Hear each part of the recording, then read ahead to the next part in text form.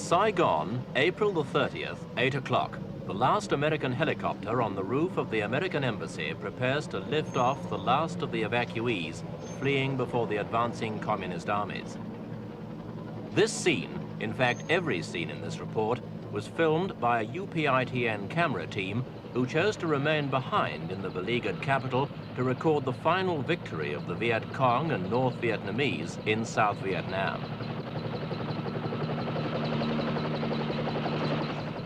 The American airlift only took a fraction of those who wanted to leave, and for hours after the last departure, scores of people still crowded onto the embassy roof in the vain hope of rescue. One of them was an American employer who tried to get all his staff out. I had one select man that should definitely have left. I was waiting for him. He's sitting up here now, and here we are. How do you rate the chances? Negligible now. Do you think the last ones have gone? I think they're all gone. I think these people up here are committing suicide staying up here, but what can you do? Those who failed on that last day to get a place on the helicopters and who had reason to fear the communist takeover made for the only route that still offered a chance of escape, the Saigon River. Hundreds scrambled in panic onto any boats they could reach, not caring how they got aboard or what they left behind.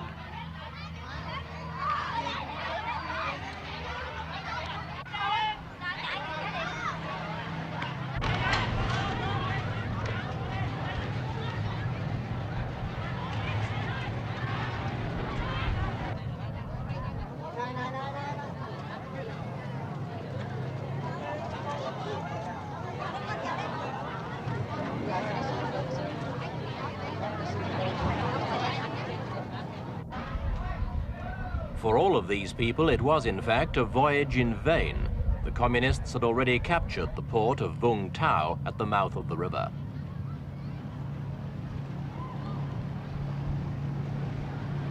By an ironic coincidence, as the overloaded ships cast off, their passengers watched helplessly as the last flights of American helicopters passed overhead, making for the certain safety of the American fleet out in the South China Sea.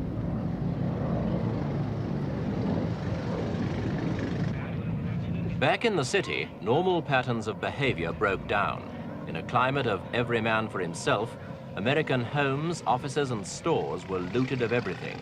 The American embassy was ransacked in a matter of hours, despite a government warning that looters would be shot on sight. What wasn't worth taking was simply junked on the streets.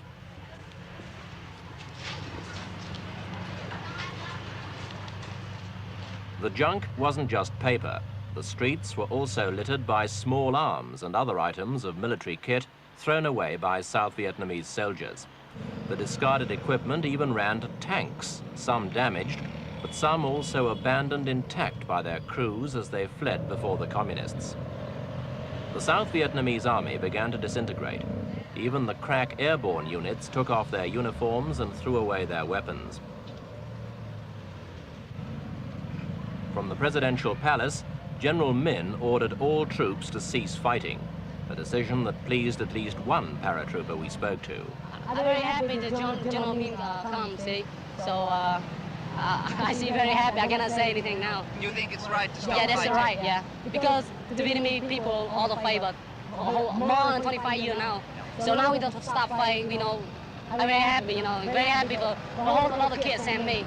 All the people of the Vietnamese army. What are you going to do yourself now? Right now, if the peace, if I don't have the job, I can take care of one taxis, I can ride around, make the money every day for my wife and my baby. Everybody happy, don't want to fight anymore.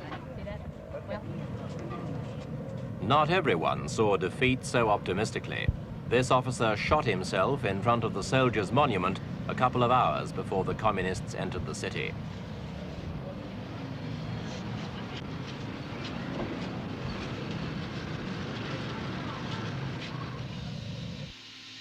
And then, shortly after midday, came the climax of 30 years of fighting.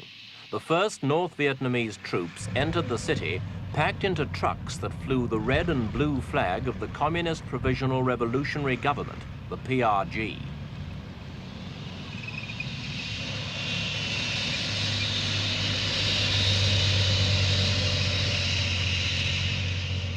Minutes later, their Russian-made tanks smashed down the gates of the presidential palace and took up positions in the grounds.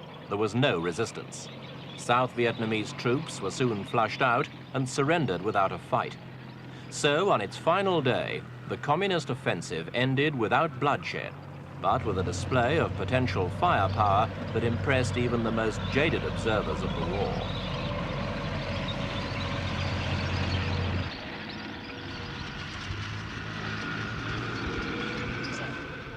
The new masters in Saigon, or Ho Chi Minh City as they called it, were clearly delighted. It had been a very disciplined arrival, the result of careful and detailed planning in which every unit knew precisely where to go and what to do, and it had all gone without a hitch.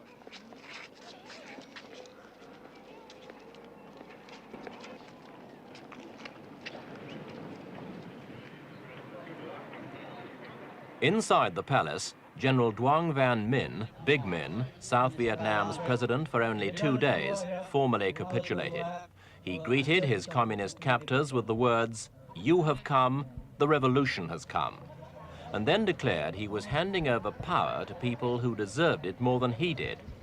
He was led away with his government ministers to a waiting jeep, consoled slightly by the knowledge that his surrender broadcast had, at any rate, avoided unnecessary bloodshed.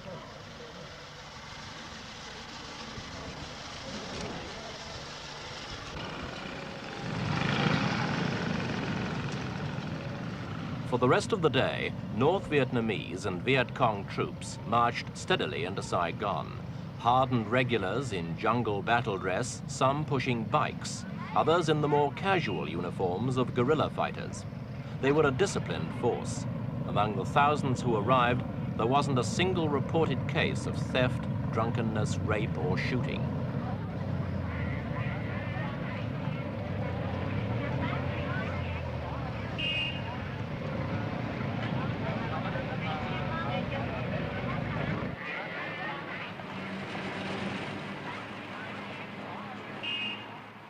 People who hours earlier had feared for their lives now turned out on the streets to cheer and welcome. The sense of relief in Saigon was almost tangible.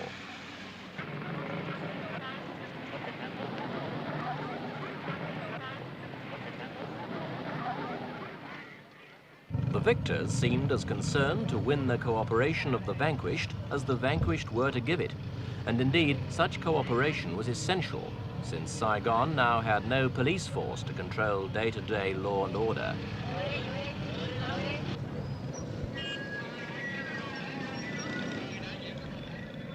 The relaxing of tension made for an almost holiday atmosphere as the celebrations of victory got underway. The first demonstrators on the streets were the Buddhists, many of whom had long opposed the military regime in Saigon and the involvement of the Americans in the war.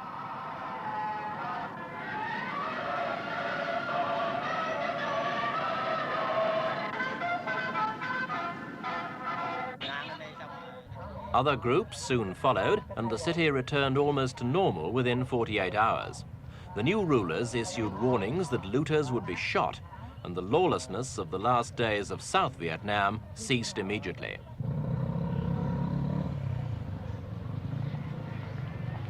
As the first day of peace for 30 years dawned in Vietnam, the banks and some shops remained closed.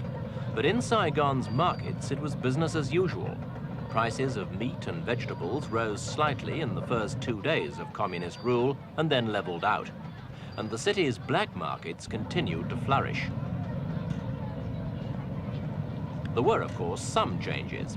In the main market, traders were quick to peddle a new line in flags.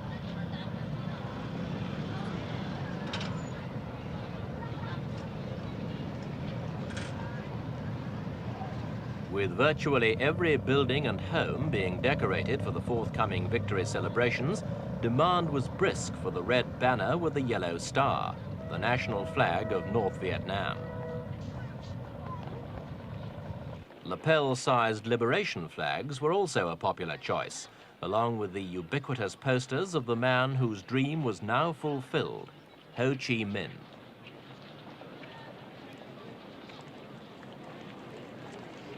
Though there were few immediate supply problems, the long-term future is not so secure. Saigon may, for example, become a city of bicycles like Hanoi and Peking. Petrol is scarce and costs the equivalent of up to $10 a gallon on the black market. Since nearly all South Vietnam's needs were previously met and paid for by the Americans, fuel is certain to become even more scarce and expensive, and it can't be long before most of Saigon's Hondas are driven off the streets.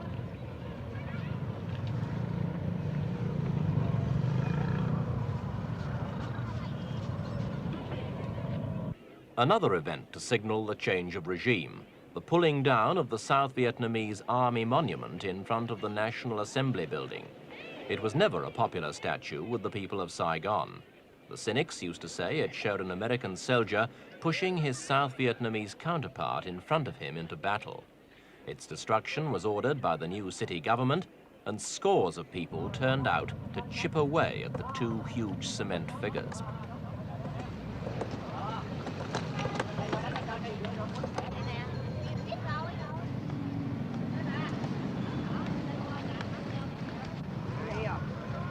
After a couple of hours' frantic work, the monument was toppled amidst great jubilation.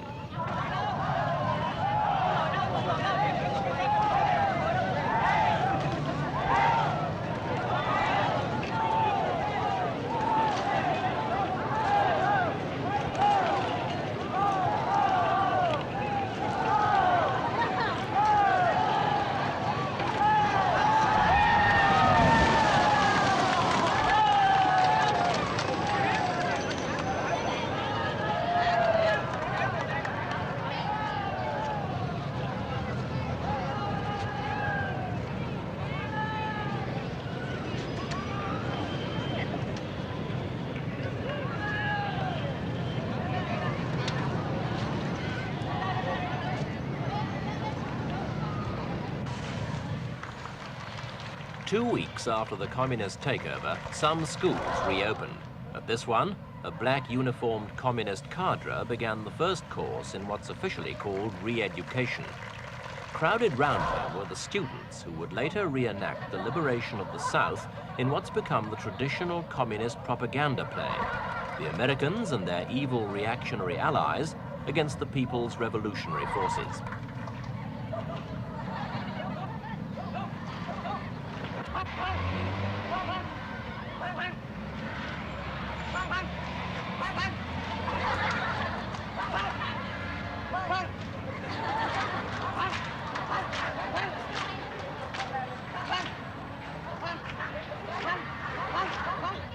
Other instructors were drilling children in rehearsals for the parades and demonstrations that would form a large part of the official victory celebrations to be spread over 3 days. In the past, many students avoided conscription, especially if their fathers had enough money to bribe the right officials. But Hanoi was calling the tune now, and everyone had to march to it.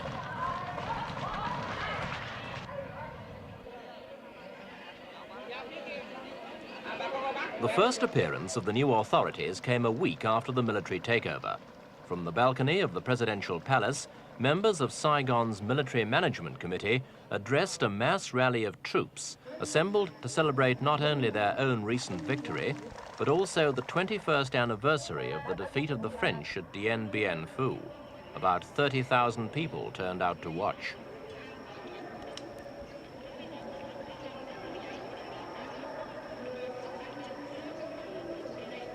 After the speeches, the inevitable parade, led by posters of Ho Chi Minh.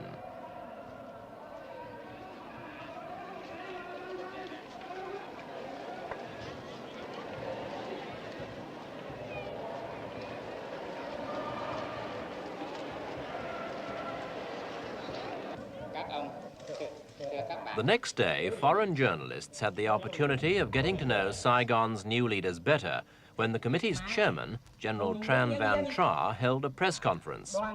Through an interpreter, he left no one in any doubt that he'd taken over all aspects of the city's affairs. Closely united in their task, the revolutionary administration of the city will, together with the people, settle all problems and wipe out all difficulties. A week later, another rally introduced the Provisional Revolutionary Government itself. On the balcony, the North Vietnamese Army Chief of Staff, and next to him, the PRG's #1, Huyen Tan Pat. Then came North Vietnam's Le Duc Tho, who negotiated the Paris peace agreements, and Madame Binh, the PRG's foreign minister. All of them looked highly pleased as North Vietnamese tanks led the victory parade.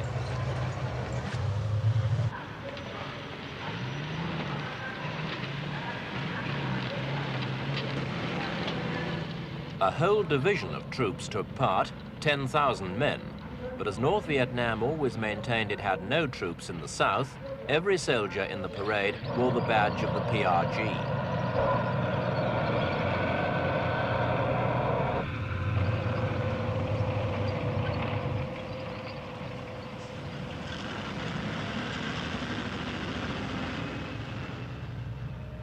As the parade of hardware went on, the overriding impression was one of finality, that the communists had established beyond all question a tight and unopposed control over the land and people that had suddenly become theirs.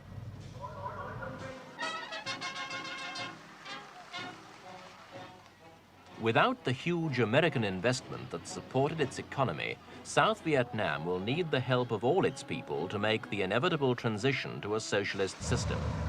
And though the conquerors will brook no political opposition, they will probably hope for genuine cooperation as they move away from the art of war and towards the less spectacular but more complex art of government.